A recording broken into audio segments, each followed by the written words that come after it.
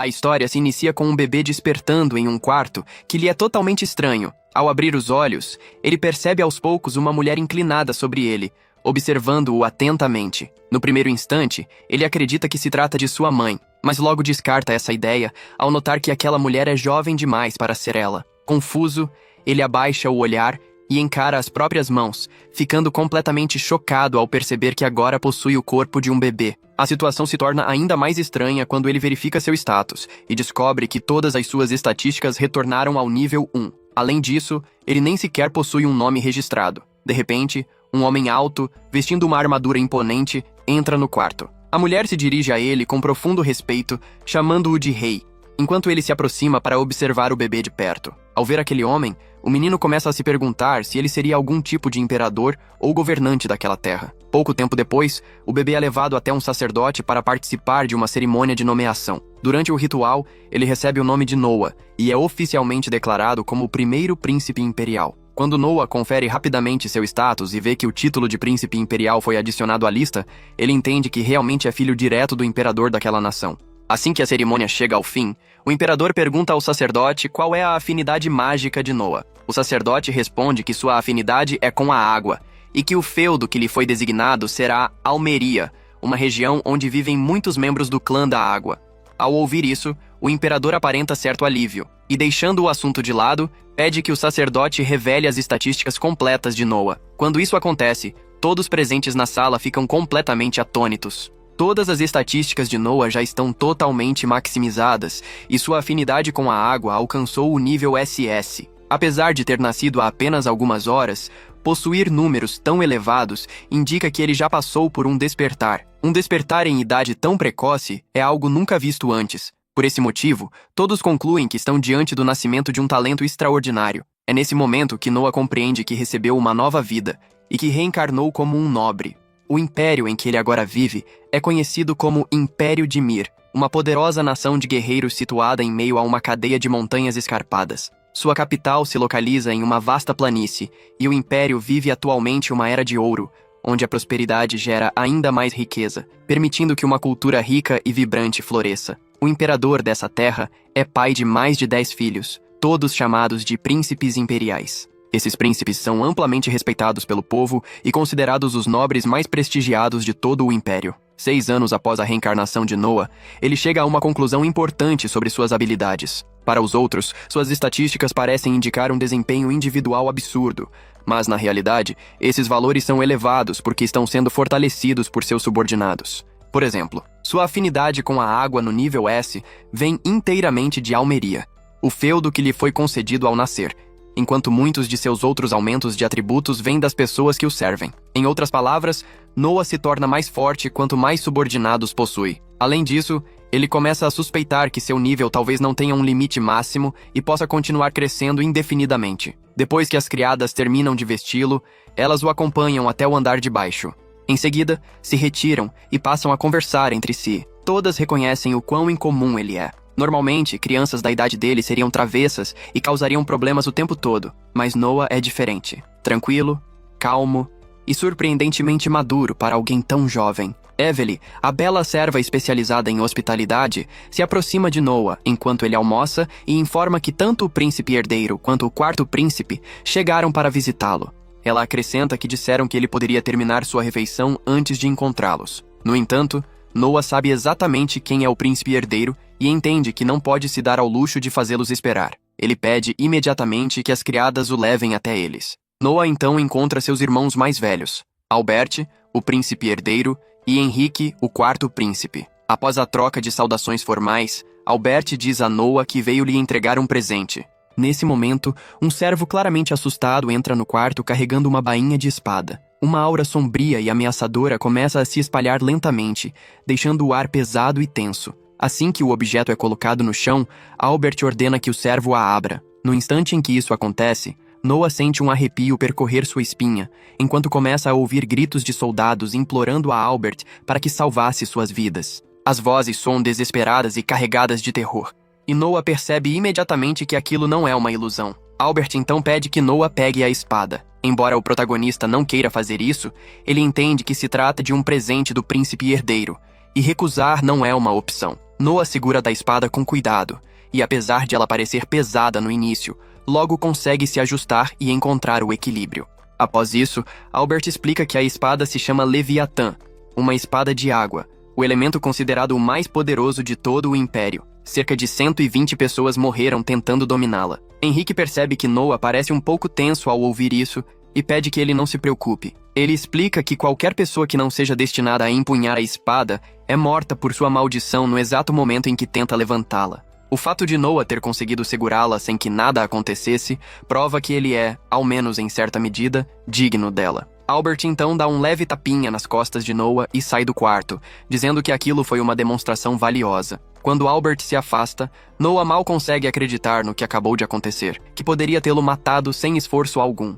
Ainda assim, Noah decide guardar esses pensamentos para si mesmo, pois sabe que, se dissesse algo assim em voz alta, provavelmente perderia a vida na mesma hora. Enquanto os príncipes se afastam, Henrique questiona Albert se realmente foi a melhor escolha deixar Leviatã nas mãos de Noah, principalmente levando em conta o quão cara aquela espada havia sido. Albert responde que a arma estaria muito melhor com alguém tão excepcional quanto Noah. Além disso, ele comenta que, justamente por não ser alguém tão brilhante, precisava experimentar a sensação de ser ferido pelo próprio animal de estimação. Mais tarde, naquela noite, Noah percebe que sua criada, Zoe, está estranhamente inquieta. Sem entender o motivo, ele pergunta o que está acontecendo, mas Zoe tenta evitar o assunto, dizendo que não quer incomodá-lo com problemas pessoais e pedindo que ele não se preocupe. No entanto, Noah insiste. Após hesitar por um momento, ela acaba sendo sincera e revela que gostaria de pedir um tempo livre, pois sua cidade natal foi recentemente atingida por uma enchente. A fazenda onde ela cresceu foi completamente destruída pela água,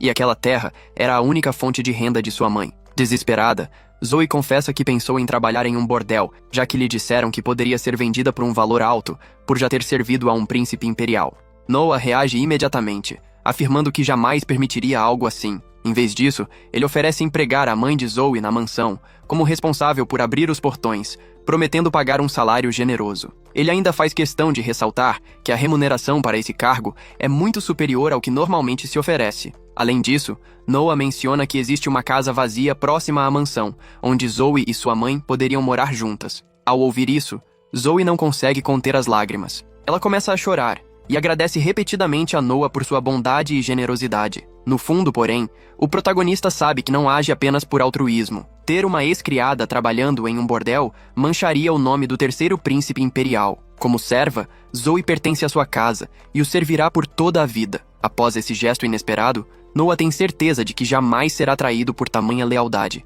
Depois disso, ele chama Dylan, o mordomo, e explica que a cidade natal de Zoe foi devastada por uma enchente. Diante dessa situação, ordena que Dylan vá até lá e compre a maior quantidade de terras possível em Dal. Noah sabe que cedo ou tarde, bandidos aparecerão para se aproveitar das pessoas em um momento de fraqueza e caos. Ele quer garantir a posse dessas terras antes que isso aconteça e antes que a situação piore ainda mais. Dylan fica surpreso com a ordem. Mesmo sendo tão jovem, Noah demonstra uma capacidade impressionante de analisar uma situação complexa com precisão e cuidado. Na verdade, Noah já havia vivido algo semelhante em sua vida anterior, mas, obviamente, não pode revelar isso a ninguém, optando por permanecer em silêncio. Dylan admite que a ideia é muito boa, mas levanta um problema importante. De onde virá o dinheiro para comprar tantas terras? Ele explica que adquirir uma área desse tamanho não custaria menos do que algumas centenas de milhares de reais, a moeda usada no Império. Noah percebe que realmente não havia pensado nisso com atenção. Após refletir por um momento,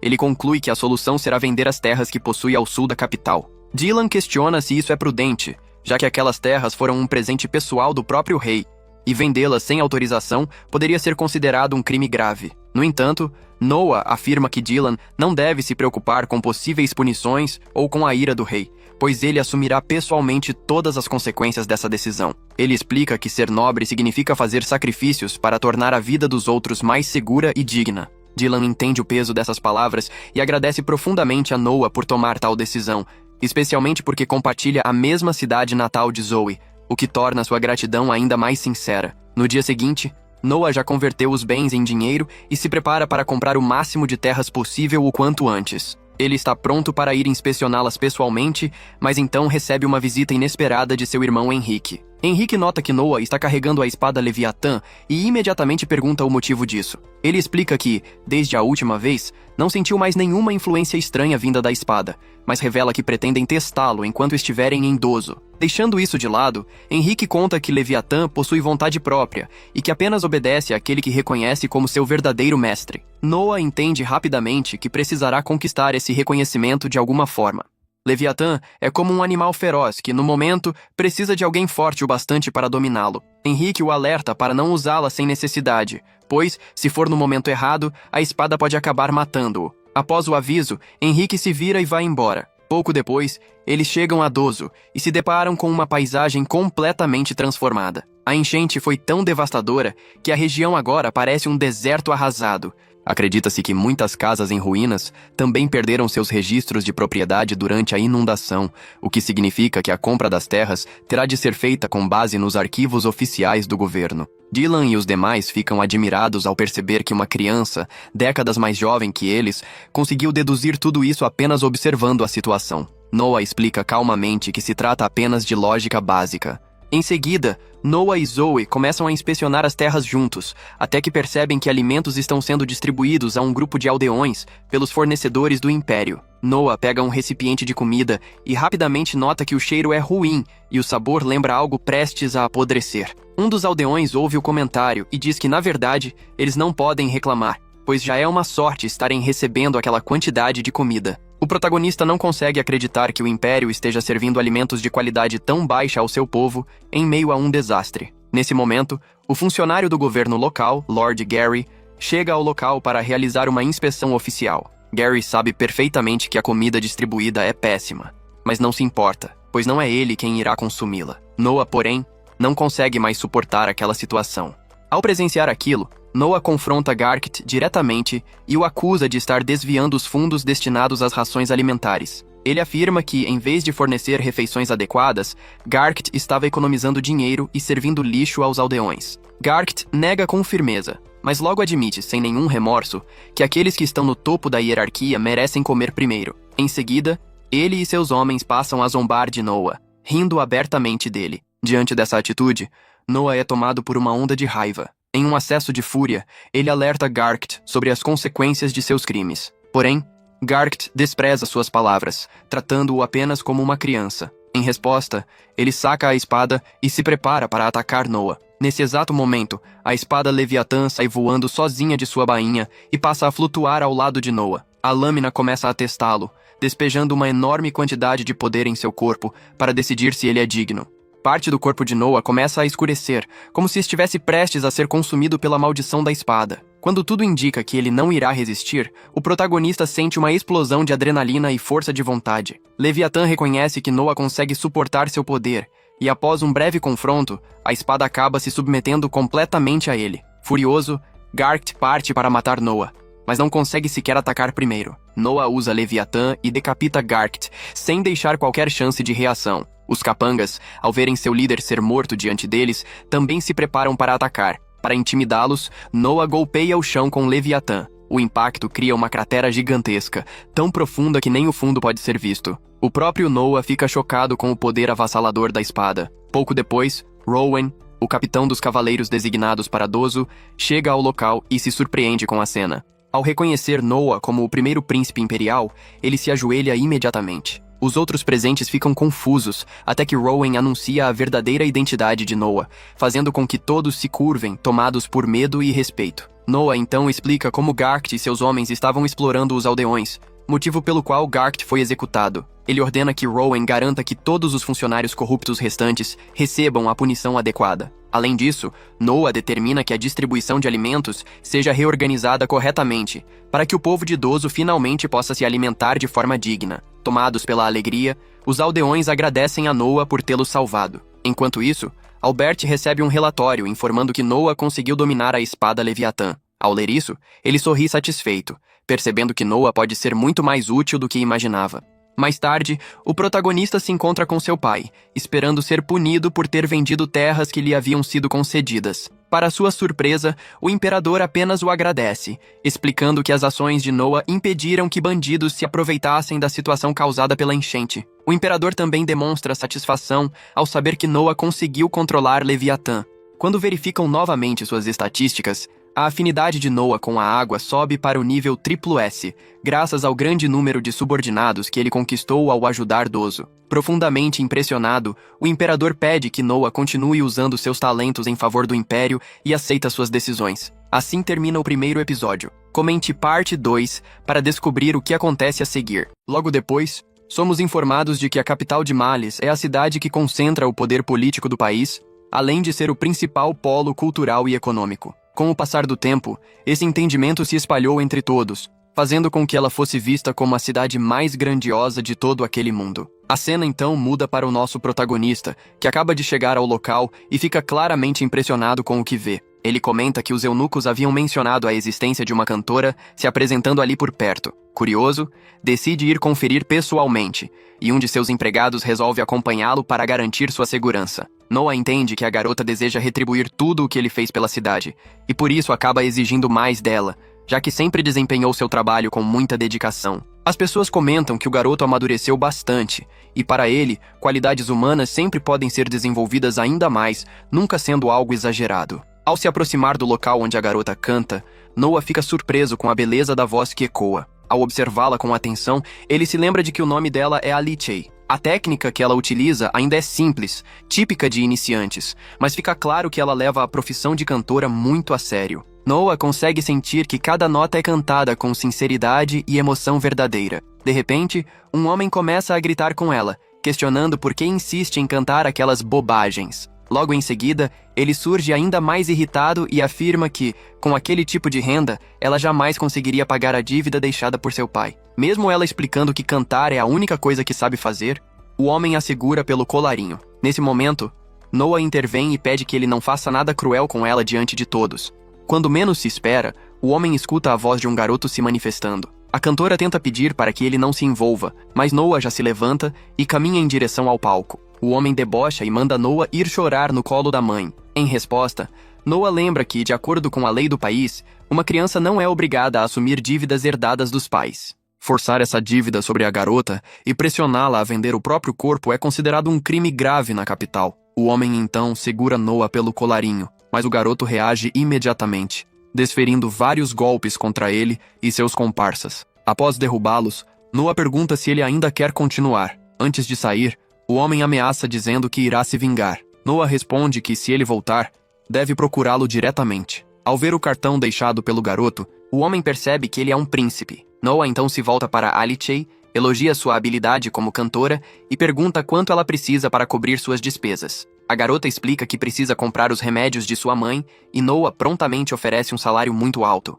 Ele decide pagar aquele valor regularmente, pedindo apenas que ela cante sem preocupações. Além disso, promete aumentar ainda mais o pagamento quando ela melhorar. Por fim, pede que continue cantando, pois ele deseja ouvir mais. A cena muda para Noah já em sua residência. Ao se aproximar do portão, ele percebe um grupo de homens ajoelhados e pergunta quem são. A garota explica que se tratam dos mesmos homens de antes, que vieram pedir desculpas à cantora. Noah ordena que todos sejam mandados embora e pede que a mensagem seja direta e firme, deixando claro que eles não podem falar com um príncipe imperial quando bem entenderem. Nesse momento, seu irmão Henry aparece e diz que Noah não pode lidar com pessoas como aquelas com tanta facilidade, pois isso diminui o prestígio da casa imperial e dos príncipes. Noah concorda que esse é um dos motivos, mas afirma que existe outro. Ele então chama o irmão para conversar dentro da casa. Sentados, Noah explica que aqueles homens estavam extorquindo a cantora. Por isso, decidiu contratá-la e oferecer um salário fixo, garantindo que não voltariam a incomodá-la. Henry pergunta se o canto dela realmente era tão extraordinário. Noah apenas pede que não tentem tirá-la dele. Henry se surpreende ao perceber que seu irmão mais novo tem uma mentalidade tão avançada. Frank e Gary, que têm idades mais próximas à de Noah, não chegam nem perto desse nível. Ainda são imaturos, e mesmo quando ensinados não conseguem aprender etiqueta. Noah acredita que eles entenderão tudo quando ficarem mais velhos. Ele também explica que, apesar de serem irmãos, cada um tem uma mãe diferente. Henry e Gary, por compartilharem a mesma mãe, devem ter um laço diferente. Henry então demonstra interesse pela espada mágica, já que parece que Noah realmente conseguiu dominá-la por completo. Noah responde que isso se deve ao fato de a espada ter vontade própria. Mesmo assim, Henry acha que ela é grande demais para o garoto. Noah discorda e decide provar. Ao mostrar a espada, Henry fica chocado e pergunta onde ela estava escondida. Noah responde que estava dentro de sua manga. Henry fica completamente surpreso, pois jamais imaginou que isso fosse possível. Noah explica que foi a própria espada que o ensinou. Henry considera aquilo algo inacreditável, um tesouro nacional que ficou isolado por 200 anos e não possui registros semelhantes no passado. Simples, mas impressionante. A cena então muda para o lado de fora da mansão, onde os homens demonstram revolta com a atitude de Noah e decidem que irão matá-lo quando tiverem a chance. Logo depois, Noah ativa seu olho e faz com que todos se ajoelhem. Um deles implora para que ele abaixe a cabeça. Henry pergunta o que Noah fez dessa vez. O garoto responde que apenas liberou uma pequena parte do poder da espada para forçá-los a se ajoelhar. Henry fica impressionado e percebe que Noah realmente dominou a espada. A cena muda novamente para Noah na cidade, agora convidado para um jantar, o que ele acredita que será divertido. Ao entrar, todos começam a aplaudi-lo, impressionados tanto com sua aparência quanto com sua educação. Um dos homens nota a espada e pergunta o que ela é. Noah responde que se chama Leviatã, uma espada que ele herdou. Todos ficam chocados ao saber que alguém tão jovem conseguiu dominá-la. Um homem diz que aquilo deve ser apenas uma espada falsa. Nesse instante, a espada se irrita e libera uma fumaça que faz várias pessoas desmaiarem. Noah percebe que ela se irrita facilmente. O homem começa a aplaudir, dizendo que aquilo é exatamente o que espera de um príncipe. Todos sentem naquele momento uma forte sensação de morte. Esse é o verdadeiro poder do Tesouro Nacional. O homem fica impressionado que Noah tenha conseguido controlar algo tão assustador e o parabeniza. Logo depois, várias pessoas começam a elogiá-lo também por seu poder extraordinário. O homem pergunta o que Noah fez com aquele que o insultou. Noah responde que pode ignorá-lo, pois ele não faz diferença alguma. A cena muda para o garoto sendo cumprimentado por várias pessoas. De repente, um homem se aproxima para conversar com Noah. Ele percebe que a garota ao lado dele é uma filha adotiva. Isso fica claro pelo contraste entre as roupas elegantes do homem e as vestes simples da garota. Noah tem certeza de que ela foi uma ex-escrava. Ele nota o olhar dela mudar levemente, como se estivesse sendo avaliada. Um olhar típico de alguém que já foi escravizado. O homem se ajoelha e admite que Noah está certo. Ele explica que comprou a garota como escrava, mas que ela aprendeu tudo muito rápido, então decidiu adotá-la e ensiná-la corretamente. Noah gosta desse tipo de atitude e diz que na próxima vez irá convidar os dois para visitar sua mansão. Ele percebe que o homem sabe a hora de parar. O velho comenta que aquele homem é inteligente, pois, se continuasse falando, poderia acabar despertando ciúmes desnecessários. Noah explica que esse também foi outro motivo pelo qual percebeu que a garota havia sido uma escrava. No momento em que Noah toca em sua espada, ela reage de forma defensiva, como se sentisse perigo. Ao mesmo tempo, a garota se posiciona para protegê-lo instintivamente. No dia seguinte, Noah caminha tranquilamente pela cidade quando acaba encontrando seu irmão Oscar. O garoto pergunta o que ele está fazendo ali sozinho. Noah responde que estava apenas dando uma volta para relaxar um pouco. Oscar então o alerta para tomar cuidado ao andar sem carruagem. Ao perceber que Noah está livre, ele pergunta se o irmão não gostaria de sair um pouco, já que aparentemente não tinha compromissos. Em tom animado, sugere que eles procurem algum tesouro pela cidade. Enquanto caminham, Noah se lembra de já ter ouvido falar daquela rua específica. É um lugar conhecido por reunir antiguidades vindas de várias partes do Império. Oscar explica que, apesar disso, há muitas falsificações circulando ali. Encontrar um item verdadeiro em meio a tantas cópias acabou se tornando um tipo de passatempo entre os nobres. Depois de andarem por bastante tempo, Oscar comenta que não parece um bom dia para compras e decide ir embora. Mesmo assim, Noah se interessa por um livro exposto em uma das bancas e resolve comprá-lo. Observando melhor, ele percebe que encontrou um grimório pertencente ao lendário Grande Mago Andrea. Noah tem certeza de que aquele livro é autêntico. Dependendo do conteúdo, ele certamente não valeria menos do que 1000 ienes. Embora não entenda tudo de imediato, Noah sente que, ao tocar naquele livro, sua magia de vento aumenta consideravelmente. Logo depois, ele puxa sua espada, pois sabe que apenas itens com vontade própria são capazes de ampliar habilidades dessa forma. Isso indica que há algo selado ali dentro. De repente, uma criatura emerge do livro, deixando Oscar chocado. Ele começa a se perguntar se aquele objeto não seria um livro proibido que aprisiona almas humanas. Oscar grita para que Noah fuja imediatamente. Aquela presença é o espírito vingativo de um grande mago especializado em magia do vento. Com apenas um golpe preciso, Noah faz a criatura desaparecer por completo. Após isso, Oscar pergunta se está tudo bem e se alguém se feriu. Noah responde calmamente que não há com o que se preocupar, pois direcionou o ataque para o alto justamente para não atingir ninguém. Oscar fica impressionado com a rapidez de raciocínio do irmão e se pergunta como ele conseguiu se tornar tão forte em tão pouco tempo. Nesse momento, um homem surge diante dos dois, afirmando ser dono de uma loja de antiguidades. Ele se apresenta como Alan, dizendo que acompanhou de perto as grandes conquistas do garoto e que por isso gostaria de mostrar algo especial para eles. Em seguida, revela um anel envolto por uma aura obscura. Ele comenta que já mostrou aquele item para muitas pessoas diferentes, mas nunca recebeu nenhuma reação relevante. Noah questiona se aquilo não seria apenas um objeto sem valor. O homem explica que também já tentou se livrar do anel várias vezes, acreditando que fosse inútil. Porém, de alguma forma, ele sempre acabava retornando para suas mãos. Esse detalhe desperta ainda mais o interesse dele, que considera o fato bastante curioso. Oscar também se anima com a ideia e sugere que Noah experimente o anel. Assim que o garoto o coloca, percebe que o anel fala, revelando ser de nível SSS. Logo depois, o item começa a se transformar em uma armadura completa, deixando todos ao redor impressionados. Ao abrir sua janela de status, Noah nota que não houve qualquer aumento direto nos atributos. Aquilo parecia ser uma entidade diferente, tanto do Grimório anterior, quanto da Leviatã. Ainda assim, o anel possuía várias magias disponíveis para uso. Noah comenta que enviará a recompensa ao homem mais tarde, mas Oscar interrompe, dizendo que quer pagar por aquilo, pois considera o anel um presente para o garoto. Depois da espada mágica e agora da armadura mágica, Oscar percebe que há algo realmente fora do comum em Noah. Ao descerem da carruagem, o garoto decide agir. De repente, o mesmo homem surge tentando atacá-lo,